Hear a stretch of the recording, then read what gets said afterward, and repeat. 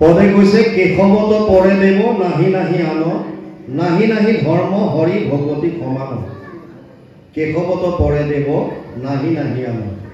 ভগৱান কৃষ্ণতকৈ শ্ৰেষ্ঠ দেৱতা নাই বুলি কৈছে উপনিষদত এটা কাহিনী আহে এবাৰ দেৱতাসকলে দৈত্যক জয় কৰি গৈ নিজৰ মনৰ আনন্দত বিৰাট অপেশ্বৰীসকলৰ লগত নৃত্য কৰি আছে আনন্দ কৰি আছে আৰু তেওঁলোকে ভাবিছে যে নিজৰ বাহুবলত তেওঁলোকে দৈত্য বা অসুৰৰ ওপৰত জয়ী হৈছে প্ৰভু ভগৱন্তই ভাবিলে এওঁলোকৰ যি অহংকাৰ এই অহংকাৰটো বুজাব লাগিব সেইকাৰণে তেওঁ এটা প্ৰকাণ্ড যক্ষ ৰূপ ধাৰণ কৰি দেৱতাসকলে য'ত আনন্দ কৰি আছিল তাৰ সন্মুখত কিছু দূৰৰ নিলগত গৈ এটা প্ৰকাণ্ড বৃহৎ এটা আকাৰ ধৰি পেলাই আছে দেৱতাসকলে দেখা পালে যে কিবা এটা মূৰ্তি আছে কিন্তু তেওঁলোকে গম পোৱা নাই কোন হয় প্ৰথমতে তেওঁলোকে বায়ুক পঠালে বায়ু তুমি যোৱাচোন গৈ খবৰ কৰা কোন এইজন আৰু বায়ু গ'ল যক্ষৰূপী ভগৱানে সুধিলে তুমি কোন বোলে মই বায়ু কি কৰিব পাৰা মই সমস্ত জগত শুহি পেলাব পাৰো মোৰ ইমান সক্ষমতা আছে ইমান সামৰ্থ্যতা আছে বোলে হয়নে ঠিক আছে মই এডাল সাধাৰণ তৃণ এডাল দিছো তোমাক সাধাৰণ ঘাঁহ এডাল লৰাই দেখুৱাই দিয়া বায়ুৱে সমস্ত তেওঁৰ শৰীৰৰ বল প্ৰয়োগ কৰিলে কিন্তু তৃণডাল লৰাব নোৱাৰিলে আৰু আহি দেৱৰাজক ক'লে যে মহাৰাজ মই তেওঁ কোন গম নাপালো অগ্নি গ'ল অগ্নিকো সুধিলে কি কৰা তুমি বোলে মই সমস্ত পৃথিৱীত জ্বলাই শেষ কৰি দিব পাৰো বোলে ইমান পাৱাৰ বোলে হয় আচ্ছা এই ঘাঁহৰ টুকুৰাডাল জ্বলাই দেখুৱা অগ্নিয়ে সমস্ত শক্তি প্ৰয়োগ কৰিলে কিন্তু ঘাঁহডাল জ্বলাব নোৱাৰিলে তেওঁ আহি পেলাই লাজ পাই ইন্দ্ৰক ক'লে যে মহাৰাজ মই তেওঁ কোন গম নাপালো তেওঁ দেৱতাসকলে ইন্দ্ৰক ক'লে যে তুমি নিজেই যোৱা আৰু সুধি আহা তেওঁ আচলতে কোন ইন্দ্ৰ যোৱাৰ লগে লগে পৰমাত্মা তাৰ পৰা অদৃশ্য হ'ল আৰু তেওঁৰ যোগমায়া এগৰাকী নাৰী ৰূপত তাত ৰৈ আছে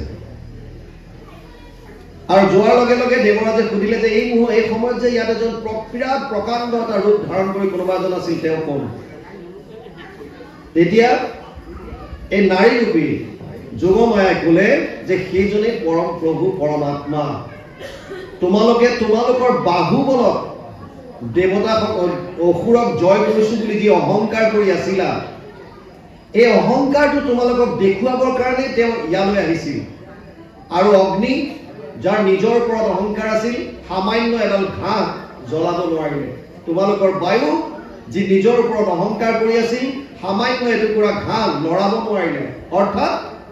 প্ৰভু ভগৱন্তৰ বিনে আমাৰো এই শৰীৰটো অসাৰ যেতিয়ালৈকে প্ৰভু ভগৱন্তৰ অংশ আত্মা এই শৰীৰত বিৰাজমান হৈ থাকিব তেতিয়ালৈকে এই শৰীৰৰ ইন্দ্ৰিয় পতংগ যিমান আছে অংগ পতংগ এইবিলাক সচেতন হৈ থাকে সচেতন কৰা দেহ প্ৰাণ ইন্দ্ৰিয় জীৱক বুজান্ত নানাবিধ বিষয় ঈশ্বৰৰ কৃপা বিনে একোৱেই নাই যত দেখা যত শুনা ভূত ভবিষ্যত স্থাৱৰ জংগময়িতো সমস্ত জগত কৃষ্ণ ব্যতিৰেকে একো বস্তু নাহি জানা সমস্ত জগত কৃষ্ণ হেন মনে মানা সমস্ত জগত কৃষ্ণ সেইকাৰণে তেওঁতকৈ শ্ৰেষ্ঠ দেৱতা নাই মত্তপৰতৰম নান্যৎ কিঞ্চিৎ অস্তি ধনঞ্জয় মই সৰ্বমিদম প্ৰোতম সূত্ৰে মণিগণায়ব অৰ্জুনক কৈছে মোতকৈ শ্ৰেষ্ঠ আৰু কোনো নাই সেইকাৰণে গুৰুজনাই ইয়াত লিখিছে কেশৱত পৰে দেৱ নাহি নাহি আন নাহি নাহি ধৰ্ম হৰি ভকতি সমান যদি হৰি ভক্তিয়ে শ্ৰেষ্ঠ হয় তেতিয়াহ'লে ভগৱানে তিনিটা মাৰ্গৰ কথা কিয় ক'লে আমাৰ সমাজত এইটোক লৈ বহুত খেলি মেলি চলে উদ্ধৱক কৈছে কৰ্ম মাৰ্গৰ কথা কৈছে জ্ঞান মাৰ্গৰ কথা কৈছে ভক্তি মাৰ্গৰ কথা কৈছে সমস্যা কি তেতিয়াহ'লে যোগত্ৰয়ময়ী প্ৰোক্তা নৰনম শ্ৰেয় বিধিচ্ছয় জ্ঞানম কৰ্মম চ ভক্তিম চ না উপায় নাস্তি কুত্ৰাচিৎ 11:20 একাদশ স্কন্ধ 20 অধ্যায় 6 নম্বৰ শ্লোকত ভগৱানে নিজ মুখে উদ্ধৱক কৈছে হে উদ্ধৱ মোক পাবলৈ তিনিটা মাৰ্গ আছে কোন তিনিটা কৰ্ম মাৰ্গ যাগ যজ্ঞ পূজা পাতল মোৰ ওচৰলৈ আহিব পাৰা যাগ যজ্ঞ পূজা পাতলৰ দ্বাৰা আৰু মোৰ নিৰ্গুণ নিৰাকাৰ ব্ৰহ্মক উপাসনা কৰিবলৈ ধ্যান ধাৰণা সমাধি আহিব পাৰা আৰু ভক্তি মাৰ্গ যদি তিনিওটা মাৰ্গ আছে তেতিয়াহ'লে কিহৰ কাৰণে ভগৱানে উদ্ধৱক ক'লে জ্ঞান কৰ্ম ভগতি কহিলো পৰিভেদ ভগতি পৰম পন্থ দিলো পৰিচ্ছেদ বাকী দুটাৰ প্ৰতি ক'ত শংকা আছে কি খেলি মেলি আছে ভগৱানৰতো কাৰো প্ৰতি দ্বেষ নাই নামে দেশ অস্তি না প্ৰিয় মোৰতো কাৰো প্ৰতি দ্বেষ ভাৱ নাই কোনো মোৰ প্ৰিয় নহয় তেতিয়াহ'লে কৰ্ম আৰু জ্ঞানৰ প্ৰতি কিহৰ কাৰণে দিলে ইয়াত কি কষ্ট আছে ইয়াত বুজি লওক কৰ্ম মাৰ্গ যাগ যজ্ঞ পূজা পাতল মন্ত্ৰ চৈব পৰিজ্ঞাতম কৰ্ম সুধীৰ মদ অৰ্পণম ধৰ্ম সম্পদতে ষডভি অধৰ্মস্য বিপৰ্যয় ভাগৱতে কৈছে কৰ্মকাণ্ডত যাগ যজ্ঞ পূজা পাতলত ছটা বস্তুৰ শুদ্ধতা থাকিব লাগিব যদি ইয়াত কৰবাত খেলি মেলি লাগে ধৰ্ম সম্পদতে ষডভি ছটা বস্তুৰ শুদ্ধতা লাগিব যদি নহয় তেতিয়ালে অধৰ্মস্য বিপৰ্যয় ভয়ানক হ'ব পাৰে যাজকৰ মৃত্যু পৰ্যন্ত হ'ব পাৰে কি ছটা বস্তু স্থান কাল পাত্ৰ দ্ৰব্য মন্ত্ৰ ক্ৰিয়া ছটা বস্তু বুজি লওক একেবাৰে ক্লিয়াৰ কৰি স্থান কাল পাত্ৰ দ্ৰব্য মন্ত্ৰ ক্ৰিয়া যাগ যজ্ঞ পূজা পাতলত ছটা বস্তুৰ শুদ্ধতা লাগিব যদি এই ছটাত শুদ্ধতা নাথাকে তেতিয়াহ'লে পুৰোহিতৰ কথা কোৱা নাই যিজন সেৱকী যোনে যজ্ঞ কৰাইছে তেওঁৰ মৃত্যু পৰ্যন্ত হ'ব পাৰে মই আপোনালোকক মই প্ৰায়ে কওঁ মোৰ জীৱনৰ সত্য ঘটনা মই ৰঙিয়াত থাকোঁতে নলবাৰীৰ ওচৰত মনসা পূজাৰ শতবাৰ্ষিকী তেওঁলোকে অনুষ্ঠান এটা পাতিছিল তাৰ লগত সংগতি ৰাখি ধৰ্ম আলোচনী সভা এভাগ পাতিছিল মনসা পূজা শতবাৰ্ষিকী তাৰ লগত সংগতি ৰাখি ডাঙৰকৈ পেণ্ডেল দিছে ধৰ্ম আলোচনী সভা বিভিন্নজন বিজ্ঞ পণ্ডিতক তেওঁলোকে নিমন্ত্ৰণ দিছিল আৰু কেইজনমান ল'ৰা আহি আমাক ক'লে যে ছাৰ আপুনিও এই অনুষ্ঠানত ভাগ ল'ব লাগিব ধৰ্ম আলোচক হিচাপে আমি নিমন্ত্ৰণ দিওঁতেই কৈছিলোঁ চোৱা তোমালোক আহিছা বৰ ভাল মই যোৱাত যাম কিন্তু এটা কথা এতিয়াই ক্লিয়াৰ কৰি দিওঁ আমি যি কম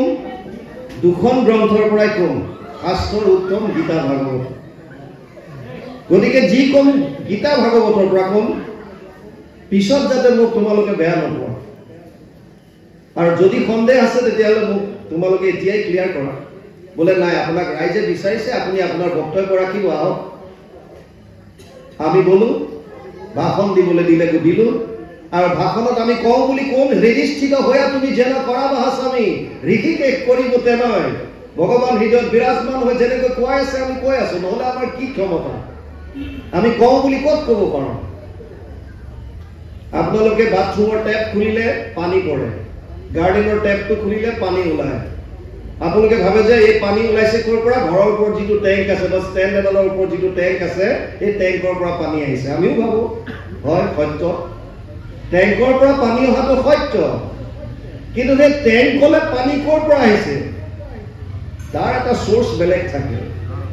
টেংকৰ পৰা সোৰ্স টেংকলে য'ৰ পৰা যিটো সোৰ্সৰ পৰা পানী আহিছে সেই সোৰ্সটো বেলেগ আমি টেংকটোৰ দৰে সত্যহতে খুলিলে মানুহে ভাবে যে ইয়াৰ পৰা এইটো টেংকৰ পৰা আহিছে কিন্তু টেংকৰ নিজা একো নাই টেংকলো আকৌ বেলেগৰ পৰা আহে আমি কৈ গ'লো ওলাল যজ্ঞৰ কথা বিভিন্ন যজ্ঞৰ কথা গীতাত কৈছে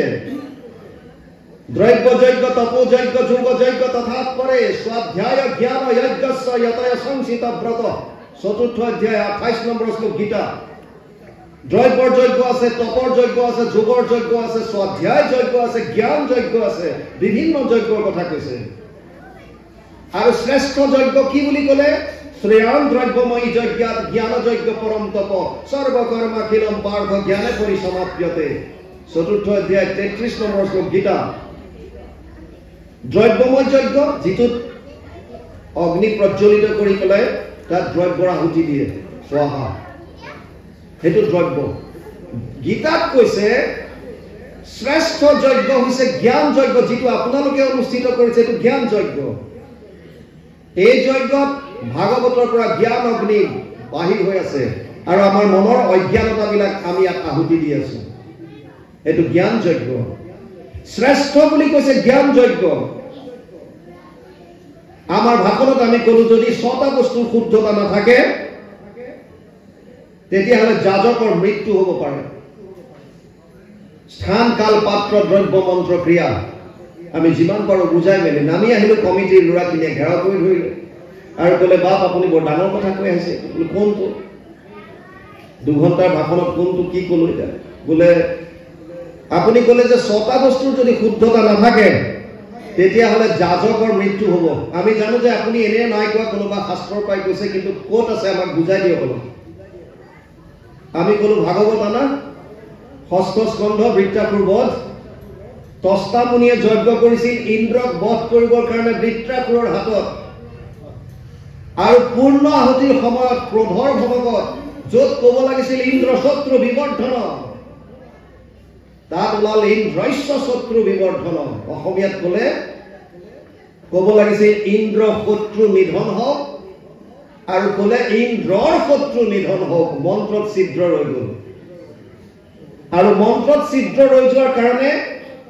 ইন্দ্ৰৰ হাতত বৃত্ৰাসুৰ বধ হ'বলগীয়া হ'ল কমিটিৰ ল'ৰাকেইজনে ক'লে ছাৰ আপুনি কোৱা কথাটো 100% সত্য আমি সুধিলো ইমান পটককে মানি ল'লা যোৱাবাৰ ষষ্ঠীৰ দিনা আমাৰ এজন সক্ৰিয় কৰ্মীৰ মৃত্যু হৈছিল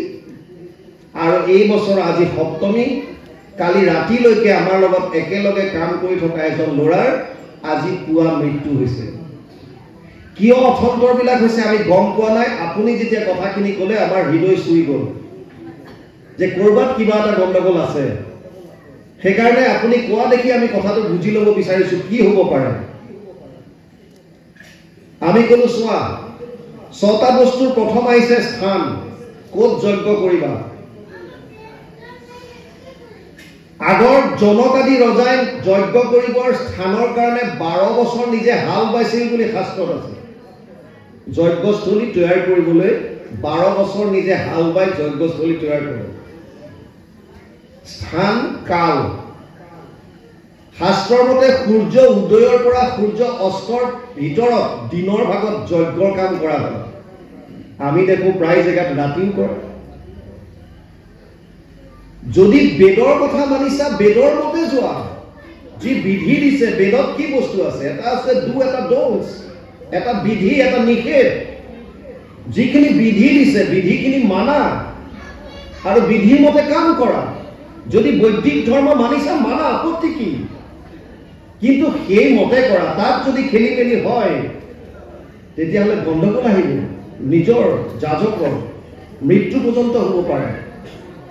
আমি কোনো তাত যিখিনি দ্ৰব্য লগাইছা এইখিনি বৰ্ণাশ্ৰম ধৰ্মৰ দ্বাৰা গোটাবলৈ দিছে কিন্তু বৰ্ণাশ্ৰম কোনে মানে এতিয়া দাবী ধমকি দি যদি কিবা আনিলে দ্ৰব্য আনিলে তাত খেলি মেলি লাগিব আটাইতকৈ ডাঙৰ কথা ক'লো মন্ত্ৰৰ উচ্চাৰণত যদি খেলি মেলি লাগিল তেতিয়াহ'লে গণ্ডগোল আছে আৰু আমি ক'লো যে মই জনাততো অসমত সংস্কৃতৰ উচ্চাৰণ কৰিব পৰা ভাল পণ্ডিত নাই তেওঁলোকে ক'লে আপুনি ইমান ডাঙৰ কথা কেনেকৈ ক'লে বোলো মইনো ক'ত কৈছো চৰকাৰে কৈছে চৰকাৰে বোলো হয়তো নমামি ব্ৰহ্মপুত্ৰ পাতিছে ৰুদ্ৰ যজ্ঞ পাতিছে সব পণ্ডিত বাহিৰৰ পৰা আনিছে কাশী বাৰাণসীৰ পৰা আনিছে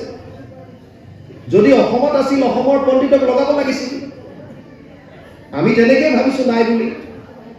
আছে যদিতো আমি নাজানো কিন্তু মন্ত্ৰত যদি অশুদ্ধ হৈ যায় ছিদ্ৰ যদি ৰৈ যায় তেতিয়া যাজকৰ মৃত্যু হ'ব বোলে উপায় বোলে মই কি দিম মহাপুৰুষ মাধৱদেৱে দি গৈছে হৰি নাম কীৰ্তনত নাহি স্থান কাল পাত্ৰ নিয়ম সংযম একো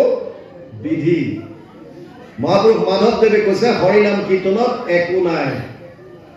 সব কৰিব পাৰে কলৌ দোষ নিধে ৰাজন অস্তিহি এক মহান গুণ কীৰ্তনাদেৱ কৃষ্ণস্য মুক্ত সংগ পৰম ব্ৰজে 12:51 দ্বাদশ স্কন্ধ 3য় অধ্যায় 51 নম্বৰ শ্লোক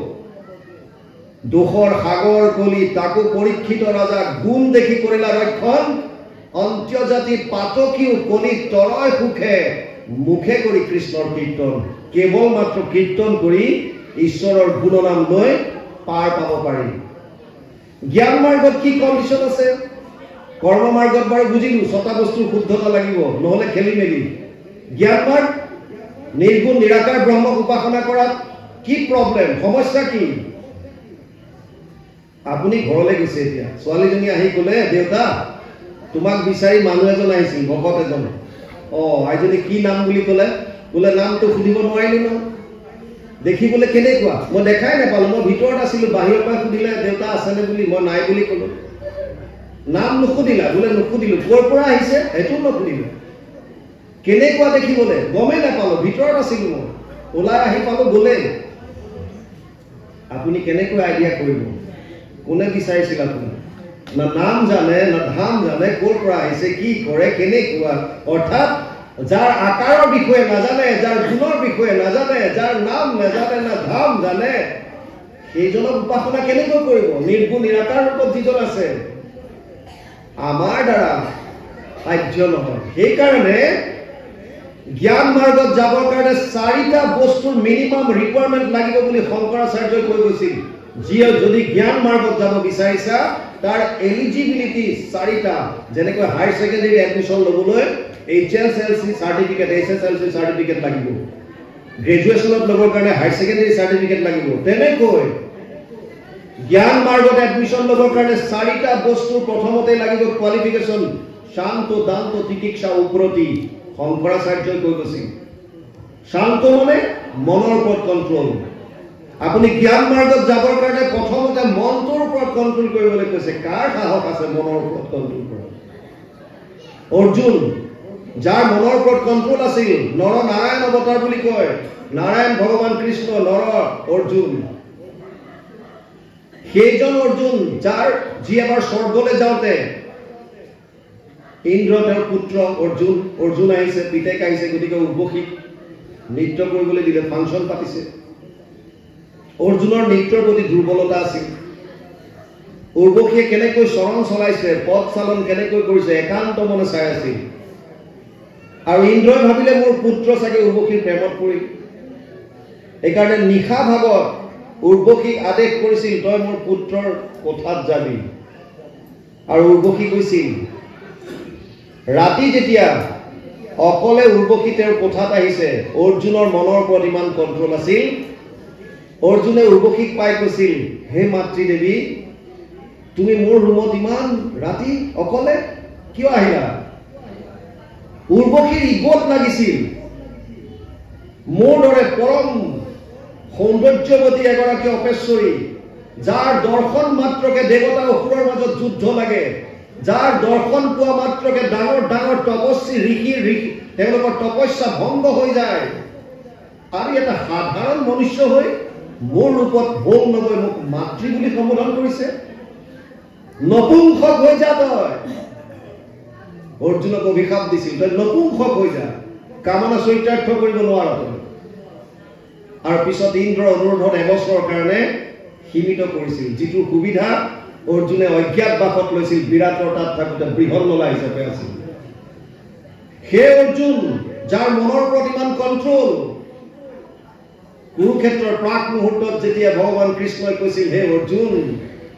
সকলো জীৱৰ প্ৰতি সমভাৱ ৰাখ সমত্বম যোগ উচ্যতে অৰ্জুনে কৈছিল মোৰ মনৰ ওপৰত কণ্ট্ৰল নাই চঞ্চলম হি মন কৃষ্ণ প্ৰমাথি বলবৎ দৃঢ়ম তস্যাহম নিগ্ৰহম মন্যে বায়ুৰিব সুদুষ্কৰম ষষ্ঠ অধ্যায় 34 নম্বৰ শ্লোক গীতা হে প্ৰভু হে মোৰ সখা চঞ্চলম হি মন কৃষ্ণ মোৰ মনটো অতি চঞ্চল প্ৰমাথি বলবৎ মই বায়ুকো যদি প্ৰতিৰোধ কৰিব পাৰো মনৰ ওপৰত কণ্ট্ৰল কৰিব নোৱাৰো আমাৰ মনলৈ 24 ঘণ্টাত 1200 পৰা 60,000টা চিন্তা মই কোৱা নাই এটা আমেৰিকান এজেন্সিয়ে সাৰ্ভে কৰি পেলাই উলিয়াইছে নেটত চাৰ্চ কৰিলে পাই যাব 1200 পৰা 60,000 চিন্তা 24 ঘণ্টাত মানুহৰ মনলৈ আহে ইন্টাৰেষ্টিং কথা শতকৰা 80টা চিন্তা বেয়া চিন্তা কেৱল 20টা চিন্তা ভাল চিন্তা মানুহৰ মনলৈ আহে গতিকে বিশেষকৈ যুৱচাম যদি আধ্যাত্মিকৰ যদি সংগতি নলয় শাস্ত্ৰৰ যদি ওচৰ নাচাপে ভগতৰ যদি সংগ নলয় বেয়াৰ পথে যোৱাটো ধ্ৰুৱ সত্য বাচিব নোৱাৰে সেইকাৰণে বাৰে বাৰে কৈছে 11 বছৰ বয়সত ঈশ্বৰ চিনাকি কৰাই পেলাই গুৰুৰ ওচৰত শৰণ দিয়ক, নহ'লে বিপদত পৰিব। এইবিলাক মূল কাৰণ। ইয়াত চব বিজ্ঞানসন্মত লজিক সোমাই আছে ইয়াত। আমাক বহুতে প্ৰশ্ন কৰে, ক্লাছ 1 গেজেটেড অফিচাৰ তই চেণ্ট্ৰেলত আছিলি, এছিষ্টেণ্ট কমাণ্ডেণ্ট হৈ তো কিহে পালে? চাকৰি বাদ দি পেলাই আহি পেলাই ভকতৰ মাজত আছ। যাৰ যিটো ইচ্ছা, ভগৱানে অন্তৰৰ পৰা যিটো কয়। আদেশ আহিল, ভিতৰৰ পৰা আহিল যে বাদ দে চাকৰি, বাদ দিলো, খতম, শেষ। আপোনাৰ হৃদয়ৰ পৰা আদেশ আহিবৰ কাৰণে ভকতৰ সংগটো ল'ব লাগিব, যাব লাগিব। আপুনি ভকতৰ সংগ যদি নলয়, আপোনাক প্ৰভু ভগৱন্তৰ কৃপা যেনিবা কৰিয়ে আছে, বৰষুণ ইয়াত দি আছে,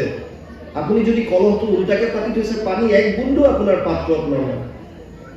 আপুনি কলহটো ভালকে পাতিব লাগিব।